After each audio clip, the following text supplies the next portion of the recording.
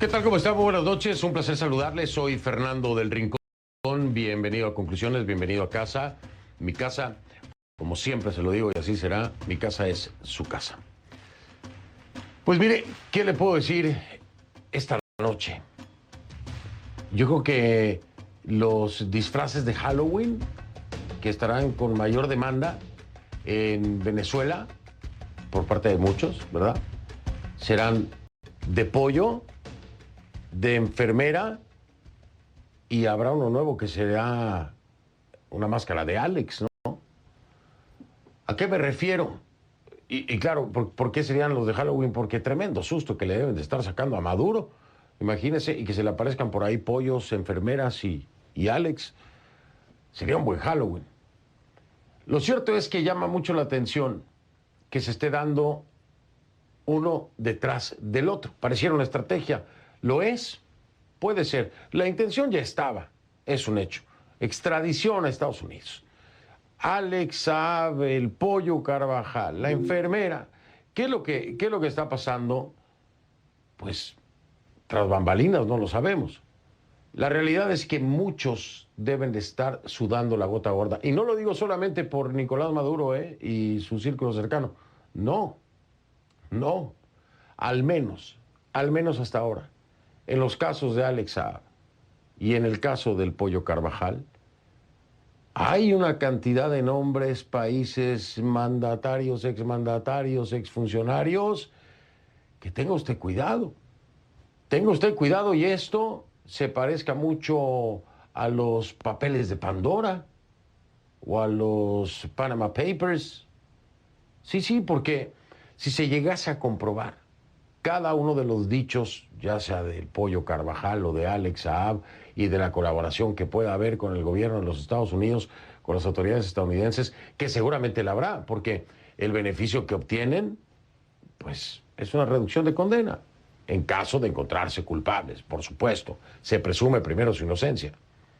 Pero la colaboración que pueda haber en información puede derrumbar las fortunas de muchos, la reputación de muchos y destapar una cloaca a nivel internacional que no nos imaginamos los alcances hasta este momento. Ahora el que vendrá volando será el pollo. Y ya sabe que los pollos no vuelan, así que seguramente lo traerán también en avión. De eso vamos a estar hablando hoy precisamente y de estos alcances impresionantes que pueden llegar a tener las declaraciones y la colaboración de al menos estos dos. Esa es una parte del programa. Y la otra sigue siendo la reforma energética en México y la gran contradicción del PRI, el Partido Revolucionario Institucional. ¿Por qué la gran contradicción? Porque la actual reforma energética, la actual, la que existe en este momento en México, en mi país, pues es nada más y nada menos que la de Enrique Peña Nieto, el expresidente priista. Pero es el propio PRI, que debería de defender, por supuesto, este gran logro del gobierno de Enrique Peña Nieto, su presidente priista, es el propio PRI el que está poniendo, no le voy a decir que trabas, pero poniendo excusas para no ir en contra de la reforma energética de Andrés Manuel López Obrador, de la 4T, que muchos califican como retrógrada y que sería llevar al país a un retroceso que le haría un daño terrible. ¿Por qué? ¿Por qué el PRI? ¿Por qué el PRI no fue el primero en brincar y decir, no, esa reforma no pasa, para defenderla de su presidente, ahora expresidente Peña Nieto? ¿Por qué? Porque ¿qué hay detrás? ¿Estarán negociando algo? Digo, no sé, ya ve que están aprietos el propio expresidente Enrique Peña Nieto, el ex canciller, el secretario de Relaciones Exteriores, Videgaray. ¿Será que, digo, no sé, será que se está hablando algo por ahí? Porque ya ve que a los que colaboran con la 4T de López Obrador, pues les va bien, hasta pueden salir a cenar. Pregúntele a Lozoya, y sin ningún problema, y al restaurante lujoso, y bueno, no sé, yo nada más pregunto, ¿qué cree usted? Vamos a iniciar.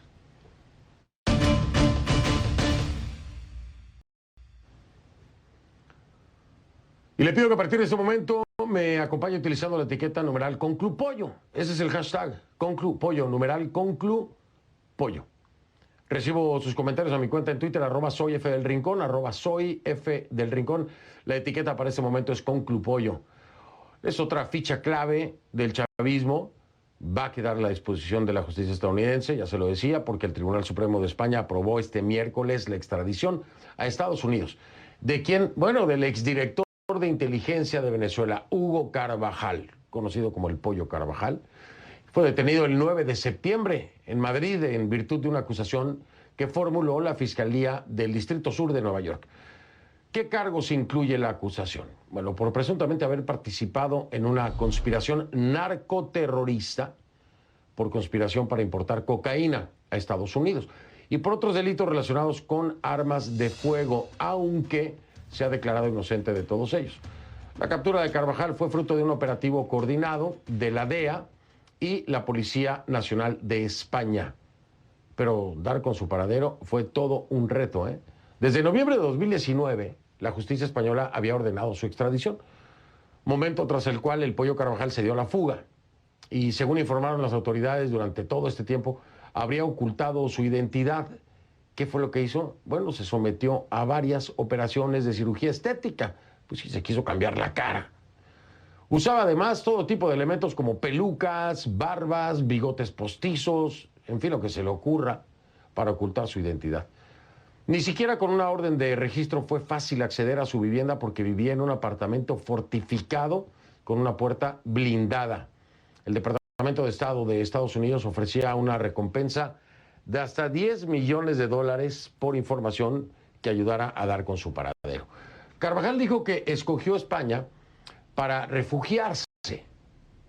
Eso fue lo que dijo él después de dejar Venezuela, porque confiaba en que sus instituciones desvelarían lo que llamó las mentiras e incongruencias con las que la Fiscalía estadounidense lo perseguía. Sin embargo, después aseguró que lejos de protegerlo, el gobierno de España y la Audiencia Nacional de ese país habían cometido graves irregularidades en su contra. Pero ¿quién es en realidad este hombre por cuya captura Estados Unidos ofrecía tantos millones? 10 millones. Por Maduro son 15. 10 millones. Tenía un buen valor el Pollo Carvajal. Y es que fue uno de los hombres de confianza de Hugo Chávez. Además ocupó varios cargos dentro del chavismo.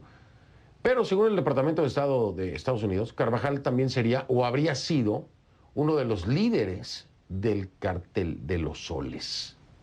Un grupo criminal, usted sabe, controlado por militares venezolanos, cuyo nombre hace alusión a las insignias que llevan en los uniformes. Vamos con Osmari Hernández en vivo hasta Caracas. Nos tiene más información precisamente sobre la trayectoria de El Pollo Carvajal. Osmari, gracias por acompañarme en vivo. Buenas noches, saludos allá en Caracas. Te escuchamos con mucha atención. Bienvenida. Fernando, buenas noches, un gusto saludarte. Pues justamente la audiencia española determinó que pues dio luz verde a la extradición de Hugo Carvajal, mejor conocido como El Pollo, pero luego de haberle negado además la condición de asilo. ¿Quién es El Pollo Carvajal y qué representa para Venezuela?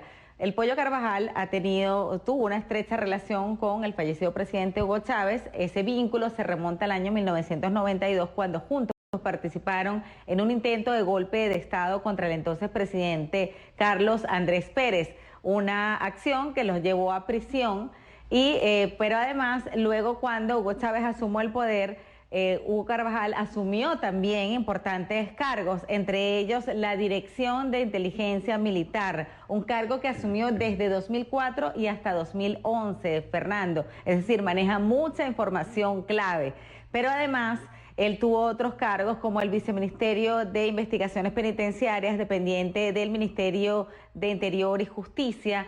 Tuvo que ver también con la extinta DICIP, es decir, la Policía Política, pero además incursionó directamente en la política al postularse al cargo de diputado y de hecho entrar a la Asamblea Nacional en representación del Partido Socialista Unido de Venezuela. También participó como representante diplomático y específicamente cónsul de Venezuela en Aruba en el año 2014. En ese momento se generó una situación tensa porque fue detenido y la defensa, apelando a su inmunidad diplomática, logró su liberación con todo el respaldo del gobierno venezolano. Pero es importante decir que después de unos 27 años más o menos de cercanía con la llamada Revolución Bolivariana, Hugo Carvajal se pronunció en contra de Nicolás Maduro y respaldó a Juan Guaidó cuando se juramentó como presidente encargado de Venezuela. Por supuesto, allí se marcó una distancia irreconciliable con el cuestionado gobierno de Nicolás Maduro. Es importante decir que también de Hugo Carvajal hay muchas expectativas sobre la información que pueda manejar. De hecho, incluso ahora mismo en España, Fernando, Carvajal tiene una cita en los próximos días, el 27 de octubre, con la justicia española para declarar en torno al financiamiento de Podemos y su vinculación, su presunta vinculación con el gobierno venezolano. Esto es tan solo una antesala, un abreboca de la información que manejaría Hugo Carvajal y que podría estar dispuesto a negociar con Estados Unidos a cambio de algunos beneficios procesales. También hay que decir que todavía la defensa de Carvajal tiene algún margen de maniobra para al menos postergar la decisión de esta extradición, así que por supuesto estamos a la expectativa. Tú lo mencionabas, los cargos de los que se le acusa, porque la justicia estadounidense le puso el ojo a Carvajal hace unos 10 años aproximadamente, tienen que ver con narcoterrorismo, conspiración para importar cocaína hacia Estados Unidos y también algunos delitos vinculados con armas de fuego. De hecho, se le señala incluso de otorgar pasaportes a grupos irregulares colombianos para que ingresaran libremente a territorio venezolano. Se le vincula, como tú lo mencionabas, con el cartel de los soles, así que, por supuesto, esta decisión o esta luz verde que le dan a este proceso de extradición de Hugo Carvajal, pues seguramente tiene nervioso más de uno, Fernando. Así es, a muchísimos, a muchos. Es muy interesante cuando te pones a ver lo que ya ha podido recopilar la justicia española, al menos en ciertas colaboraciones y declaraciones. Bueno, hay una cantidad de nombres, de listas de gobiernos que se habrían visto presuntamente, de acuerdo a declaraciones del Pollo Carvajal, beneficiados por financiamiento por parte del chavismo para sus campañas. Es impresionante. Si llegas a comprobarse todo esto, muchos tendrán que rendir cuentas también. Osmari, muchas gracias. Te deseo la mejor de las noches allá en Caracas. Igualmente, Fernando, un abrazo. Buenas noches a todos. Un abrazo. Buenas noches. Osmari Hernández en vivo desde Caracas. Y vamos con mi primer invitado de la noche.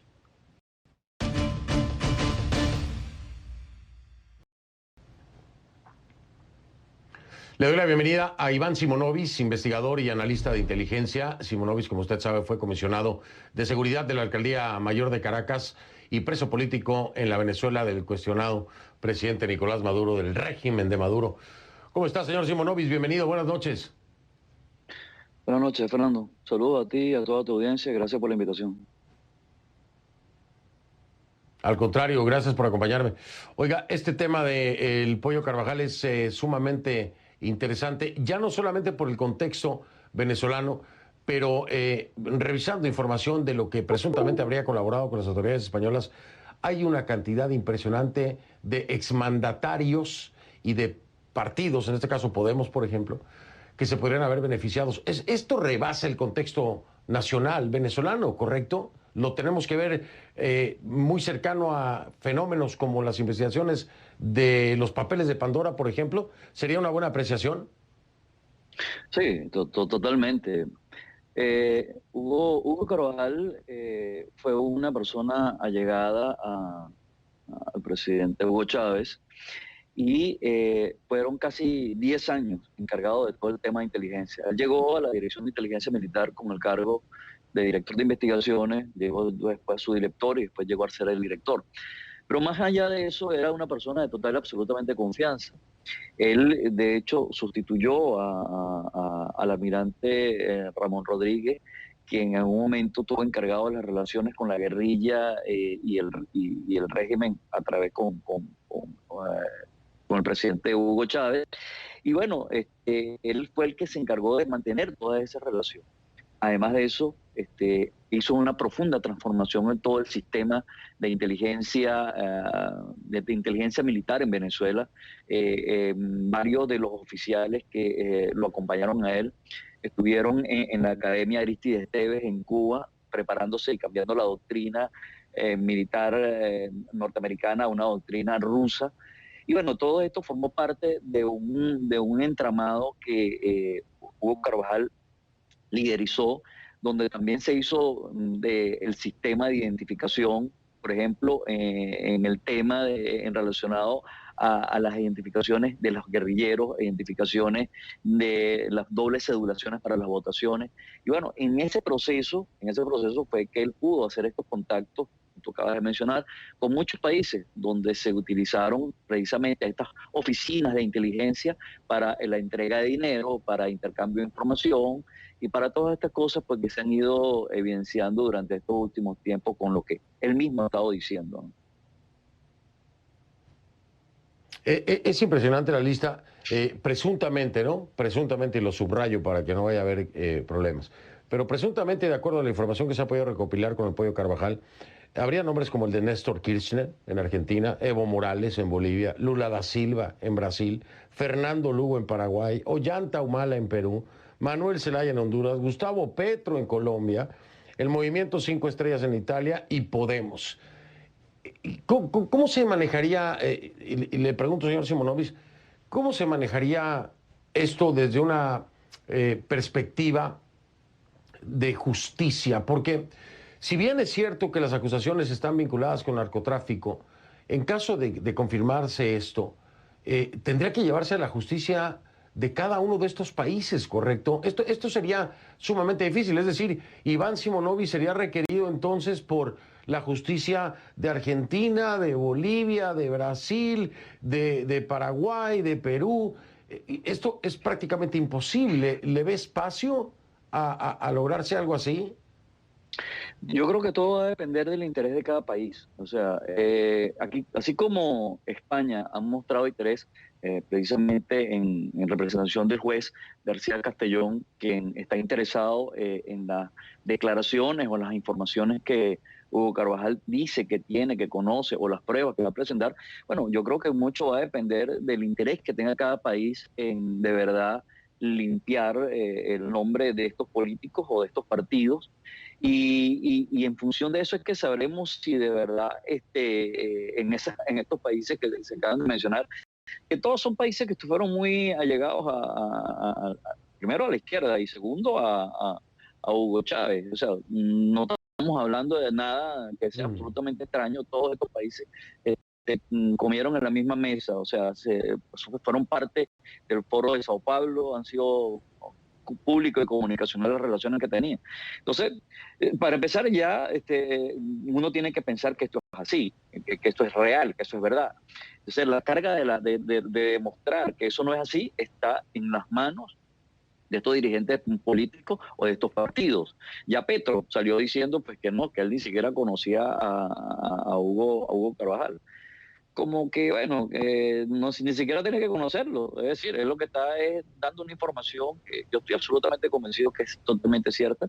Ahora, que el señor Petro se haya sentado con Carvajal y entonces le entregó un cheque o le entregó una caja llena de dinero, no creo que eso funcione así, ¿no? Ya hay muchas formas de hacer las cosas hoy en día y de tratar de disipar y disimular las entregas de dinero para a los apoyos de estas operaciones, ¿no? Sí, por supuesto, no es necesario conocer a la persona concretamente, se hace a través de empresas, se hace a través de supuestos cursos, ¿no? Por ejemplo, Podemos, en fin, hay infinidad de maneras. Ahí, por ejemplo, Petro no mentiría, no, yo no conocía al Pollo Carvajal, no, pues no, la verdad no lo conoció. Ahora, la pregunta es, ¿y los beneficios que pudo obtener a través del esquema montado precisamente por el chavismo y por Hugo Carvajal como operador? Esa es otra historia. Y habría que investigarlo por parte de las autoridades colombianas. Señor Simonovic, déjeme hacer una pausa, regreso. Tengo que ir a corte comercial y regreso para seguir hablando con usted, si me permite, después del corte. Ya regresamos en un momentito.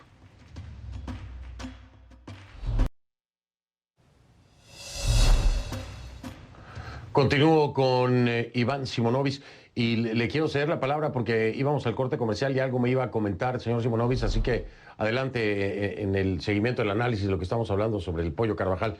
¿Qué me iba a decir? Por favor, adelante.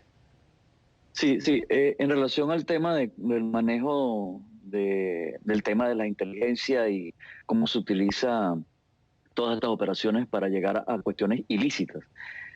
Hugo Carvajal, por ejemplo, tuvo relaciones durante casi 6 años con un narcotraficante de apellidos Suárez Nieves y Suárez Ríos, perdón, y durante ese lapso de tiempo esta persona llevaba droga a Venezuela, a los llanos venezolanos, y allí la guerrilla colombiana que está instalada, la FARC y el ELN en Venezuela, la exportaban a diferentes países. De ahí donde vienen las acusaciones que hace los Estados Unidos en relación, porque esto es una operación que está súper clara. Luego de esto, pues este señor terminó, el mismo Hugo Carvajal lo entregó a las autoridades colombianas y las autoridades colombianas lo entregaron acá a los Estados Unidos.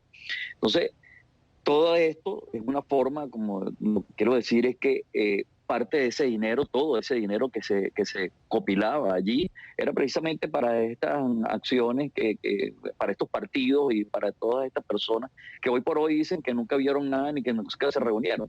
Así que estas operaciones pues están súper claras y de hace años se están investigando. Cuando se habla que son 5.6 toneladas de droga, imagínate la cantidad de información y de tiempo que se ha dedicado a una investigación de este tipo. Ahora, me llama mucho la atención, lo decía yo ayer, por ejemplo, vamos a escuchar los testimonios ante las autoridades estadounidenses de Alex Saab, de la enfermera, del Pollo Carvajal. Pero bueno, ya hay un precio por la cabeza de Maduro en los Estados Unidos, 15 millones de dólares, 10 millones para su círculo más cercano, incluso el Pollo Carvajal eran 10 millones de dólares de recompensa por la información. Ahora, ¿qué cambia en el escenario con respecto al régimen, por ejemplo? ¿Qué es lo que cambia? Porque las acusaciones ya están, la búsqueda por parte de la justicia estadounidense ya está. Sería sumarle más al expediente, pero o en realidad puede haber un cambio concreto, una acción concreta con la suma de lo que traiga Alex Saab y de lo que traiga el Pollo Carvajal. ¿Qué piensa usted? Mira, yo soy de lo que opino que ya estamos en un punto donde no hay más que investigar. Ya todo lo que había que investigar se ha investigado. Hay acusaciones, hay evidencia suficiente para poder para hacer las acusaciones que se han hecho.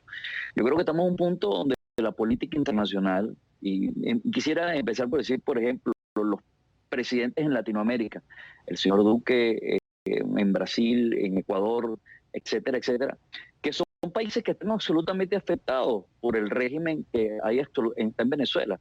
El 50% de los problemas que están en esos países tienen que ver con la presencia del régimen en Venezuela. La cantidad de personas que han tenido que atender, el tema criminal, la guerrilla.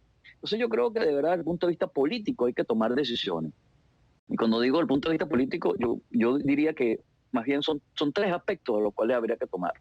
Primero, debe tomarse una decisión política latinoamericana de cómo afrontar el problema de Venezuela, toda vez que ya se evidencie pues, que es un gobierno criminal, que es un gobierno que es una amenaza, es un gobierno, ya ni siquiera que es una amenaza, es un gobierno que definitivamente está causando daño a la sociedad. Lo segundo, que en estos análisis y en todas estas decisiones hay que involucrar al mundo militar. Es imposible que tú tomes decisiones sobre cualquier evento que se pudiese hacer con Venezuela o con lo que se plantee sin tomar en cuenta las opiniones militares.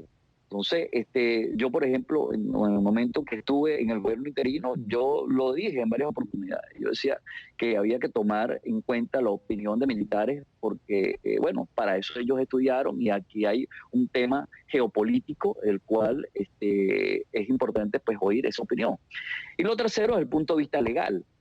Tenemos, por ejemplo, la Corte Penal Internacional que entiendo yo que ya para finales de este año debería tener una decisión en relación a lo que a Venezuela, a Maduro y a todo su entorno. Entonces, bueno, yo creo que estos son los elementos que hoy por hoy deben ser analizados y que se deben tomar total decisión para poder avanzar en la restitución de la democracia en Venezuela y sobre todo aliviar la carga que hoy en día pesa sobre todos estos países, precisamente pues porque es una dictadura donde casi 5 millones de personas han tenido que abandonar Venezuela y no lo han hecho por turismo, lo hacen por supervivencia, donde los que están adentro están todos secuestrados, donde no se puede avanzar de ninguna forma, ni siquiera con diálogos, porque no hay forma de avanzar. Un diálogo con el régimen es sentarse a hablar con un individuo y una pistola sobre la mesa. Entonces, yo creo que ya no hay más nada que hablar, no hay más nada que decir, sencillamente pues tomar decisiones de hacia dónde debemos ir. Sí, estoy completamente de acuerdo. Completamente de acuerdo. Es como que ya se tiene lo necesario, pero le van a seguir sumando.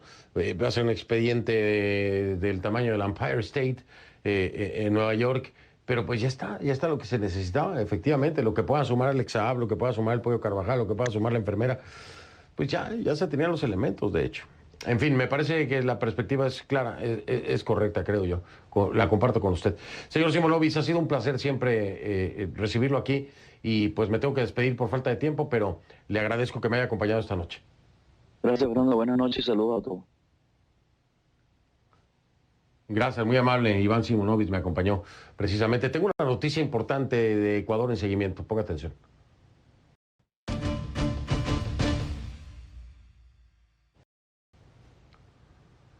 Y es que la Asamblea Nacional de Ecuador está tratando de aclarar los señalamientos de los papeles de Pandora sobre el presidente Guillermo Lasso. Este miércoles Lasso envió una carta a la Comisión Legislativa que investiga el caso, en la que negó haber evadido impuestos y aseguró que su trayectoria está legalmente respaldada. En esa carta Lasso se mostró dispuesto a recibir a la comisión en el Palacio Presidencial. Precisó que al inscribir su candidatura como presidente ya hasta la fecha no es propietario directo o indirecto de bienes o capitales en jurisdicciones consideradas paraísos fiscales y que ha cumplido con esta disposición constitucional para ser habilitado como candidato presidencial. CNN no ha analizado de forma independiente los señalamientos de los papeles de Pandora, pero sabemos que tener cuentas en bancos o sociedades offshore no es algo necesariamente ilegal. Por supuesto, depende de la legislación en cada país. Bien, vamos ahora a la pausa. Voy a regresar para hablar sobre la reforma o contrarreforma. ¿Cómo la vemos? Bueno, si fuera el PRI, tendría que verla como contrarreforma energética, ¿no? De López Obrador. Para López Obrador es reforma. Pero, pues ahora la contrarreforma que sería para el PRI, ¿la quieren reanalizar? Vamos a hablar acerca de eso.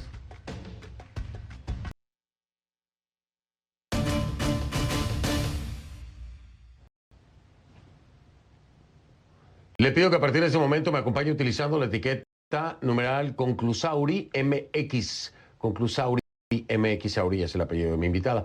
Conclusauri MX, esa es la etiqueta. Por favor, sus comentarios con esta etiqueta a mi cuenta en Twitter, @soyfdelrincón, @soyfdelrincón, Conclusauri MX, el hashtag. A ver, el presidente Andrés Manuel López Obrador ha presentado, como ya lo saben, su propuesta de reforma energética como, él dice, una medida estrella, ¿no? Pero para muchos más bien es una reforma estrellada. La propuesta revierte la mayoría de las reformas del gobierno de Enrique Peña Nieto que abrió en el sector energético a la inversión y a la competencia del sector privado. Vamos a recordar los principales puntos de la propuesta. A ver, con la reforma de AMLO, la Comisión Federal de Electricidad, la CFE, será un organismo con personalidad jurídica propia encargado de generar, distribuir y administrar la energía eléctrica. ¿Qué pasa entonces? Desaparecen las filiales o subsidiarias de la CFE y los contratos de autoabastecimiento. Es decir, las grandes industrias, las cadenas comerciales o tiendas de autoservicio van a tener sí o sí que adquirir la energía de la Comisión Federal de Electricidad. Los minerales considerados estratégicos, como el litio, no van a ser concesionados, no hay más concesiones. Y las concesiones otorgadas para la explotación de oro, plata y cobre no servirán para la explotación de litio. Partidos de la oposición como el PRD o el PAN ya han adelantado que rechazarán la reforma. Pero fíjense ustedes, el PRD y el PAN, no el PRI. No, el PRI. El PRI. El que dio origen, ¿no? Su partido, su expresidente Peña Nieto, a la reforma vigente. ¿Qué es lo que dice el PRI? El PRI dice que van a analizar la propuesta. Que quieren un análisis profundo. Por lo que el voto de sus legisladores, pues, es clave. Es clave, casualmente. Casualmente, digo yo. La exdiputada federal de ese partido, Dulce María Sauri, considera que la contrarreforma energética de AMLO es volver al pasado, como muchos otros que han estado aquí en este programa y que lo han expresado abiertamente, ¿no? Por lo que señaló que se tiene que debatir con mucho cuidado, argumentar las razones para rechazar o apoyar el proyecto, aunque en lo personal, ella no ve ningún punto favorable. No, para ella es regresar al pasado, como para muchos otros. Ella es mi invitada esta noche.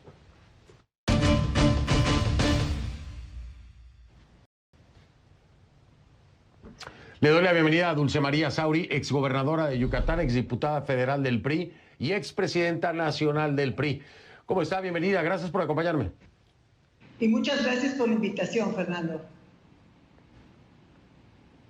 Al contrario, muchísimas gracias. Dulce María, dígame usted algo, porque a mí me llama mucho la atención. Primero, la falta de postura de Alejandro Moreno, dirigente nacional del PRI, cuando ya se ha manifestado el PAN y el PRD de inmediato. Además de una contrarreforma, digo contrarreforma porque la vigente es la de el expresidente Enrique Peña Nieto, entiéndase, del PRI. ¿Cómo podemos entender esto sin pensar que hay una negociación por debajo de la mesa en otros temas? Dulce María, dígame usted. A ver, en primer término, señalar que el presidente del Comité Ejecutivo Nacional es también diputado federal. Como diputado federal, tiene la responsabilidad, al igual que los otros 499 diputados, de estudiar, analizar y debatir las iniciativas que se presentan en la Cámara de Diputados para votarlas a favor o en contra. Por lo tanto, anticipar antes de haberlo estudiado, entiendo que es una limitación que tiene como diputado federal. Lo mismo sucede con la secretaria general, que también es diputada federal. Sin embargo, los documentos básicos del partido, nuestro programa de acción, nuestra propia declaración de principios, están profundamente comprometidas con el presente y el futuro de México, con la transición energética, con el combate al cambio climático, con el estímulo a las energías limpias, al cumplimiento de los acuerdos de París, que por cierto México tuvo en su negociación un papel muy destacado, y en fin, a darles buenas cuentas a la sociedad mexicana y al mundo. Y esta contrarreforma eléctrica no tiene ninguno de estos elementos. Por eso, desde mi perspectiva, es muy difícil que las y los diputados del PRI puedan emitir un voto a favor. También he señalado, Fernando, que a diferencia de otras iniciativas que llegan, esta no tiene compostura, porque tiene una visión que se ancla en el pasado, en que el Estado era el exclusivo a través de las empresas del gobierno en desarrollar el sector energético, desde luego incluida la electricidad. Estamos hablando de las décadas de 1960, 1970 y en 1980 finales y particularmente desde 1992 comenzó a haber inversión privada en la generación. Justo son lo que ahora se conocen como el autoabastecimiento, son las plantas en que hubo inversión privada y que en el 2013, con la reforma energética que entró en vigor desde 2014, estos contratos que llevan el nombre de legados quedaron atrás. ¿Qué importa ahora? Importa que la dinámica desatada desde 2014 lleva a que el Estado mexicano conserve la rectoría, porque son los órganos del Estado mexicano, no el gobierno, los que regulan al sector eléctrico. a través de la Comisión Nacional de Energía, a través del Centro Nacional de Control de Electricidad. Todos estos son órganos del Estado mexicano. El gobierno con esta contrarreforma los quiere eliminar. Quiere que solamente la Comisión Federal de Electricidad sea la que genere, la que transmita, la que distribuye y la que comercialice. Y deja una porción pequeña de la generación, con un tope de hasta 46%, dice, o sea, puede producir 1% el sector privado, y de todas maneras está dentro de la iniciativa de contrarreforma, y en tanto que el sector público no puede suministrar menos del 54%. Esto también, Fernando, vale la pena señalar que nos deja como sociedad en una situación de rezago en el presente, pero sobre todo en un futuro en que las energías limpias, las energías renovables, la electricidad en que las personas, las familias pueden generarla, pueden consumirla y pueden comercializarla, de prosperar esta iniciativa, no lo podríamos hacer en México. No, por supuesto que no. De ahí es que Dulce María Sauri decía precisamente en algunas de sus declaraciones, el presidente Andrés Manuel López Obrador confunde lo que es Estado con lo que es gobierno. Son dos cosas completamente diferentes y ahora lo ha explicado claramente. Una cosa es el gobierno y otra cosa es el Estado, y lo que maneja el Estado no tiene por qué manejarlo ningún gobierno. Esa es la gran diferencia. Voy a hacer una pausa, Dulce María, si me permite. Regreso, porque quiero preguntarle algo que sin duda está en la cabeza de muchos del PRI, y es si se llegara a votar a favor de la contrarreforma de Andrés Manuel López Obrador, ¿el PRI se entierra? ¿O qué podría enterrar más al PRI? ¿Un caso Enrique Peña Nieto Videgaray o un votar por una reforma o contrarreforma de Andrés Manuel López Obrador? Me da su punto de vista al regresar. Es Dulce María Sauri, exgobernadora de Yucatán, exdiputada federal del PRI y expresidenta nacional del PRI. Ya regreso.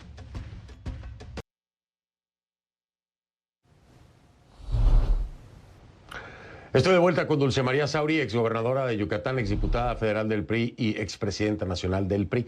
Y le preguntaba a Dulce María, antes de la pausa, a ver, ¿quién entierra al PRI? ¿Quién enterraría al PRI? O bueno, a lo mejor para usted ninguna de las dos cosas lo enterraría, políticamente hablando.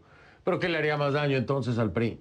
¿El votar a favor de esta contrarreforma de la 4T de Andrés Manuel López Obrador, de la reforma energética, o que se avance y se afecte finalmente al expresidente Peña Nieto y al exsecretario de Relaciones Exteriores Videgaray? ¿Cuál de los dos cree que le haría más daño al partido? A ver, lo que le haría más daño al PRI es caer víctima de la nostalgia del pasado. Yo era presidenta del Comité Nacional del PRI cuando por primera vez perdió la presidencia de la República en el año 2000. Lo que nos sacó adelante como partido político fue la visión de futuro y comprometernos no a regresar al tiempo en que el PRI era el partido hegemónico mayoritario, sino construir, de acuerdo a las demandas de la sociedad, una sociedad y un proyecto de futuro. No hay razón, no hay elementos, yo no los veo, por los cuales las y los priistas de las cámaras de diputados y de senadores pudieran votar por una iniciativa anclada en el pasado. Y esto le haría, y se lo pregunto porque hemos visto situaciones tan extrañas como la de Lozoya, por ejemplo, ¿no? Cuando colaboran con la 4T obtienen beneficios, y no podemos dejar de preguntarnos si esta postura, esta tardanza para definir, esta falta de expresión por parte de la dirigencia del PRI es porque algo se está negociando que puede beneficiarlos. Y de ahí veo figuras como Peña Nieto, Videgaray, que, bueno, las cosas pueden avanzar o se pueden frenar. Ahí está el caso de Lozoya. ¿Usted cree que haya algo así debajo de la mesa? Mire, no puedo categóricamente decir que no estoy en esos niveles de toma de decisión, pero estoy totalmente cierta de que México no puede, no debe comprometer su futuro por los próximos 3 años. Las malas decisiones que se puedan tomar, motivadas por cualquier razón, de tipo personal, de tipo partidista, son en esa forma una traición a la historia del PRI como organización política, pero fundamentalmente para la sociedad mexicana. Nuestra obligación, nuestra responsabilidad en el lugar donde nos pusieron los votantes, que es la oposición, desde ese lugar es construir el futuro. Eso es lo que tenemos que hacer sin ningún tipo de miedo. Bueno, pues veremos si es así. Dulce María Sauri ha hablado fuerte y claro acerca de este tema. Ya ahora nos metimos en otros niveles de profundidad con el tema del partido, que era muy importante hablarlo también. Le quiero agradecer a Dulce María Sauri que me haya acompañado. Ha sido usted muy amable. Le mando un abrazo a la Ciudad de México. Muchas gracias, mucho gusto de estar con ustedes. Buenas noches. Buenas noches, Dulce María Sauri, exgobernadora de Yucatán, exdiputada federal del PRI y expresidenta nacional del Partido Revolucionario Institucional. Hago una pausa y regreso. El expresidente de Estados Unidos, Bill Clinton, publicó un video en su cuenta de Twitter en el que asegura que está bien, recuperándose y disfrutando del clima otoñal, después de pasar varios días ingresado en un hospital de California, como le informamos aquí. El exmandatario se mostró feliz por estar de nuevo en su casa y agradeció al personal médico que lo atendió por una infección en el tracto urinario que se extendió al torrente sanguíneo.